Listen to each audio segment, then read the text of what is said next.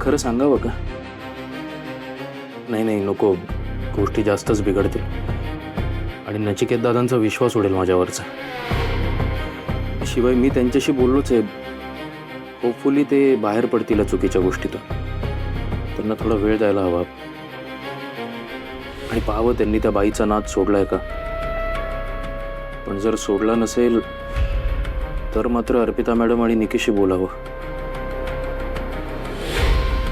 समीर, हां काय झालं? एवढा कसला विचार करताय? नाही ते मी आठवत होतो जरा नचिकेत दादा आणि माझ्यामध्ये काही झालंय का, पण तसं काही नाही आहे. कदाचित त्या दिवशी तो प्रकार झाला ना अधिक वाणाच्या दिवशी, त्यामुळे ते अपसेट असते म्हणून चुकून बोलून गेले असते.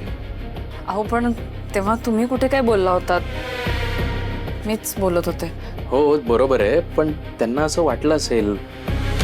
जाऊ दे ना, आपण कशाला किस पाडतो या सगळ्याचा. मी जरा फ्रेश होऊन येतो. हां हां.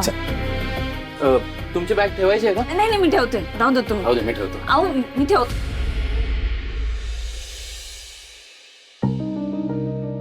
बरं दी, चल मी निघते आता. हो. दीप, काय ग, काय झालं? मला सांग, तू जिजूंना सांगितलंस तुझ्या मनातलं?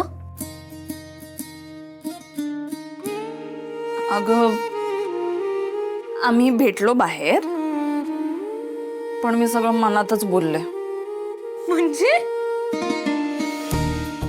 म्हणजे अगं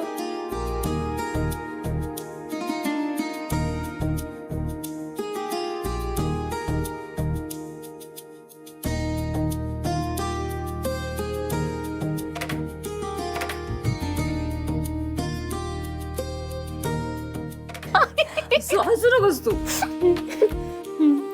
आणि मग मी त्यानंतर एकदम अशी मनाची तयारी केली की आता सगळं खरं खरं सांगायचं. मग आणि मग तेवढ्यात तुझा